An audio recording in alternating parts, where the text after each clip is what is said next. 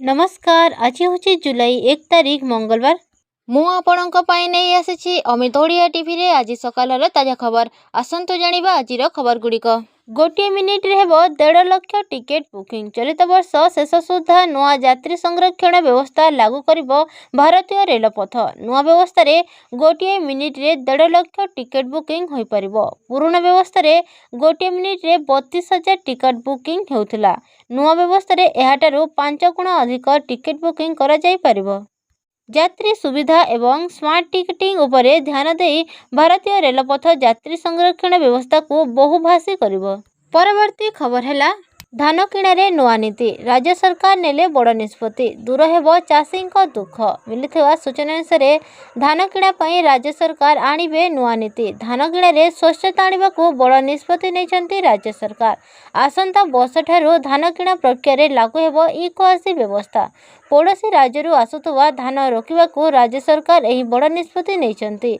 रवि धान संग्रह नेई उपमुख्यमंत्री कनकवर्धन सिंहदेवଙ୍କ अध्यक्षतारे गतकाली लोकसेवा भवन में मंत्री स्तरीय समीक्षा बैठक बसिथिला। चलित वर्ष धार्य लक्ष्य ठारू रेकर्ड परिमाण अधिक रवि धान संग्रह करा जायछि। 14 लाख मेट्रिक टन धान संग्रह लक्ष्य थिबा बेले एजाबत संग्रह 19 लाख मेट्रिक टन धान किणा सरिछि।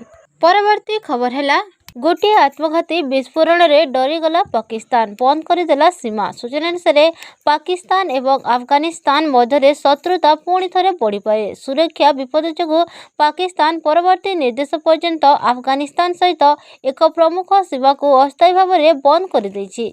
पीटीआई अनुसार जड़े वरिष्ठ पाकिस्तानी अधिकारी कहते गत शनिवार खैबर पख्तूनख्वार उत्तर वाजिस्तान जिले में आत्मघाती आक्रमण एवं अफगानिस्तान सीमांत प्रदेश में संघर्ष पर गुलाम खान सीमा को बंद कर दिया जायछि। एही आक्रमण पर अंचल में भय सृष्टि होइतिबा कहा जायछि। परवर्ती खबर हैला 2026 एप्रिल 1 रु प्रथम पर्याय जनगणना। फोन, बाइक, टीवी, फ्रिज आदि तथ्य नियाजिबो। मिलिथिबा सूचना अनुसार बहु प्रतीक्षित जनगणना प्रक्रिया आरंभ होबार तारीख घोषणा करा जायछि। एथर जनगणना 2टी पर्याय हेबो। रेजिस्ट्रार जेनेराल ऑफ इंडिया मुताबक आसंता वर्ष 2026 एप्रिल 1 रु प्रथम पर्याय आरंभ हेबो। एही पर्याय रे लोकंक ठारू सेमानंक घरे थिबा गाड़ी, इलेक्ट्रोनिक सामग्री और अन्य सुख सुविधा प्रदान करे जिनिसर तालिका प्रस्तुत करा जिवो। एथिलागी सेंस कमिशनर और रेजिस्ट्रार जेनेराल ऑफ इंडिया राज्य मुख्य सचिव मानंकु चिठी लिखिछन्ति। परवर्ती खबर हैला रथयात्रा अव्यवस्था बढ़िला मंत्री अड़ुआ। चलित वर्ष रथयात्रा रे गोटे पर गोटे अघटन चिंता बढ़ाई। विधि रक्षा पई मात्र कई हाथ नंदीघोष रथ घटना गला तो शरधापाली रे दला चकट रे भक्तंक जीवन गला। रथयात्रा परिचालन रे सरकार संपूर्ण फेल मारिथिबा विरोधी कहउथबा बेले सरकार बेखातिर और संवेदनहीन मनोभाव को निंदा करिसेंति विरोधी दल नेता नवीन पट्टनायक।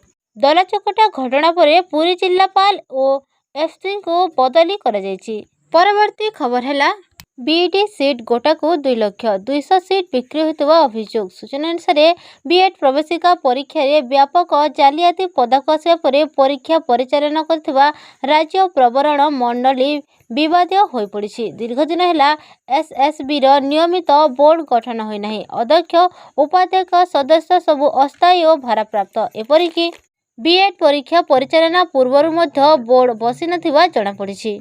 चलित वर्ष 2700 सीट पाई 1,30,000 छात्र छात्री आवेदन करिसेंति। तेणु छात्र छात्री आग्रह को देखि सीट बिक्री योजना सुनिश्चित उपाय प्रस्तुत करा जायछि। परवर्ती खबर हैला मालवाही ट्रेन लाइन च्युत। कटक रे मालवाही ट्रेन दुर्घटनाग्रस्त।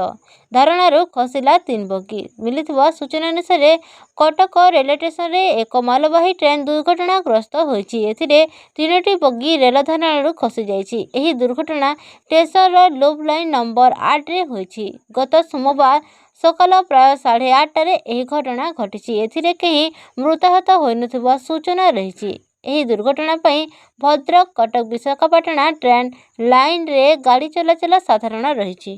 परवर्ती खबर हैला तीन जिल्लाକୁ ପ୍ରବଳ ବର୍ଷା ସମ୍ଭାବନା। ଉତ୍ତର ପଶ୍ଚିମ ବଙ୍ଗୋପସାଗର ସହ ପଶ୍ଚିମବଙ୍ଗ ଏବଂ ବାଂଲାଦେଶ ଉପକୂଳରେ ଲଘୁଚାପ କ୍ଷେତ୍ର ସୃଷ୍ଟି ହୋଇଛି। ଏହାର ପ୍ରଭାବରେ ରାଜ୍ୟରେ 4 ତାରିଖ ଯାଏ ପ୍ରବଳରୁ ଅତି ପ୍ରବଳ ବର୍ଷା ହେବା ନେଇ ପାଣିପାଗ ବିଭାଗ ପକ୍ଷରୁ ସତର୍କ କରାଯାଇଛି। ଅତି ପ୍ରବଳ ବର୍ଷା ପାଇଁ ସୁନ୍ଦରଗଡ଼, ଝାରସୁଗୁଡ଼ା ଏବଂ ସମ୍ବଲପୁର ଏହି 3 ଜିଲ୍ଲାକୁ ଅରେଞ୍ଜ ୱାର୍ଣ୍ଣିଂ ଜାରି କରାଯାଇଛି। ପ୍ରବଳ ବର୍ଷା ନେଇ ମୟୂରଭଞ୍ଜ, କେନ୍ଦୁଝର, ବରଗଡ଼, ସୁବର୍ଣ୍ଣପୁର, ଅନୁଗୁଳ ଏବଂ ଦେବଗଡ଼ ଏହି 6 ଜିଲ୍ଲାକୁ ୟେଲୋ ୱାର୍ଣ୍ଣିଂ ଜାରି କରାଯାଇଛି। ପରବର୍ତ୍ତୀ ଖବର ହେଲା ଜୁଲାଇ 2ରୁ ମୋଦିଙ୍କ ବିଦେଶ ଗସ୍ତ। ପିଏମ୍ ମୋଦିଙ୍କ 8 ଦିନିଆ ବିଦେଶ ଗସ୍ତ। 30 ବର୍ଷ ପରେ ଘାନା ଯିବେ ଭାରତୀୟ ପ୍ରଧାନମନ୍ତ୍ରୀ। ମିଳିଥିବା ସୂଚନା ଅନୁସାରେ ପ୍ରଧାନମନ୍ତ୍ରୀ ନରେନ୍ଦ୍ର ମୋଦି ଜୁଲାଇ 2ରୁ 5ଟି ଦେଶ ଗସ୍ତ କରିବେ। ପ୍ରଧାନମନ୍ତ୍ରୀ ମୋଦିଙ୍କ ଗସ୍ତ ଘାନାରୁ ଆରମ୍ଭ ହେବ। 30 ବର୍ଷ ପରେ ଜଣେ ଭାରତୀୟ ପ୍ରଧାନମନ୍ତ୍ରୀ ଘାନା ଗସ୍ତ କରୁଛନ୍ତି। ଏହି ସମୟରେ ପ୍ରଧାନମନ୍ତ୍ରୀ ମୋଦି ଘାନାର ରାଷ୍ଟ୍ରପତି ଏବଂ ପ୍ରଧାନମନ୍ତ୍ରୀଙ୍କୁ ଭେଟିବେ। ସେ ଘାନାର ସଂସଦକୁ ସମ୍ବୋଧନ କରିବେ। ଏହା ବ୍ୟତୀତ ପ୍ରଧାନମନ୍ତ୍ରୀ ଘାନାରେ ଥିବା ଭାରତୀୟ ସମ୍ପ୍ରଦାୟକୁ ମଧ୍ୟ ସମ୍ବୋଧିତ କରିବାର କାର୍ଯ୍ୟକ୍ରମ ରହିଛି। ଘାନା ବ୍ୟତୀତ ପ୍ରଧାନମନ୍ତ୍ରୀ Modi Trinidad Tobago, Argentina, Brazil ଏବଂ ନାମିବିଆ ମଧ୍ୟ ଗସ୍ତ କରିବେ। ପରବର୍ତ୍ତୀ ଖବର ହେଲା 3 ଦିନ ସ୍କୁଲ ଅଙ୍ଗନବାଡ଼ି ଛୁଟି। ବାଲେଶ୍ୱର ଏବଂ ମୟୂରଭଞ୍ଜକୁ ବନ୍ୟା ଭୟ। ଗତକାଲିଠୁ 3 ଯାଏଁ ମୟୂରଭଞ୍ଜରେ ସ୍କୁଲ ଛୁଟି। ସୂଚନା ଅନୁସାରେ ଉପରମୁଣ୍ଡରେ ପ୍ରବଳ ବର୍ଷା ଯୋଗୁଁ ମୟୂରଭଞ୍ଜ ଓ ବାଲେଶ୍ୱର ଜିଲ୍ଲାରେ ବନ୍ୟା ଭୟ ବଢ଼ିଯାଇଛି। ସୁବର୍ଣ୍ଣରେଖା, ବୁଢ଼ାପଙ୍ଗଲ ନଦୀ ଜଳସ୍ତର ବଢ଼ୁଛି ଓ ସୋମବାର ସୁଦ୍ଧା ବିପଦ ସଙ୍କେତ ସ୍ତର ଛୁଇଁପାରେ ବୋଲି ଅନୁମାନ କରାଯାଉଛି। ଲଘୁଚାପ ଜନିତ ଲଗାଣ ବର୍ଷା ଯୋଗୁଁ ମୟୂରଭଞ୍ଜ ଜିଲ୍ଲାର ସମସ୍ତ ସ୍କୁଲ ଦିନ ବନ୍ଦ ରହିବ। ଆପଣମାନେ ଏହି ଭିଡ଼ିଓଟି ସମ୍ପୂର୍ଣ୍ଣ ଭାବେ ଦେଖିଥିବାରୁ ଆପଣଙ୍କୁ ମୋର ବହୁତ ବହୁତ ଧନ୍ୟବାଦ।